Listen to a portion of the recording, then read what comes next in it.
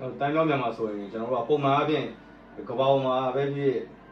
martial arts တရားမှာ99ရာခိုင်နှုန်းသောတိုက်ခိုက်သမားတွေကသူက round kick ကိုများတယ် reverse kick မရှိဘူးအဲ့တော့တိုင်းပြောမြန်မာပြန်ချေဆိုတော့အဲ့ဒီရဲ့ခုနက negative effect ဖြစ်တယ်သူကရောင်းပြန်ကန်တာဖြစ်တယ်ပေါ့နော် round kick ရဲ့ပြန်ချေရဲ့အဲ့လိုမျိုးအောက်ကိုသိမ်းပြီးတော့အပေါ်ပြန်တဲ့ kick ဖြစ်တယ်နော်ဒါမျိုးတွေကိုကျင့်ဖို့အတွက်ဆိုရင်ကျွန်တော်တို့ကဘာကိုသုံးလဲဆိုရင်ကျွန်တော် sandbag တွေသုံးတယ်နောက်စပိန်ကျွန်တော်ခုနလို elastic band မရှိဘူးကျွန်တော်ဆင်းရဲချိုးတဲ့ကြေးရွာတွေမှာဒါမှမဟုတ်ရပ်ကွက်ကျွန်တော်တာမန်လူတန်းသားတွေဆိုရင်ကျွန်တော်စပိန်ချုပ်ကိုအသုံးပြုပြီးတော့ elastic band သဘောမျိုးလက်တီးထိုးကျင့်တယ်ကျွန်တော်လည်းအဲ့လိုပဲဒီလိုမျိုးပြန်ရုပ်ပြီးတော့ပြန်ကန်တဲ့အထူးသဖြင့်ပေါက်လက်ပေါ့နော်အဲ့ပေါက်လက်ကျင့်ဖို့ဆိုရင်ကျွန်တော်က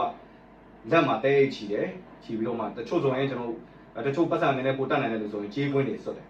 ကြေးကွင်းတွေနဲ့ပြန်ပြီးကျင့်တယ်ပေါ့နော်အဲ့အချိန်မှာကျွန်တော် reverse အရန်တန်သွားတယ်ကျွန်တော်ထိုးတာနဲ့ဒီလိုပေါက်လက်တီမှာပေါက်လက်တီကပိုမြန်တယ်ပိုပြီး effective ဖြစ်တယ်ပေါ့နော် Bruce Lee အများကြီးသုံးတာတွေ့ဘူး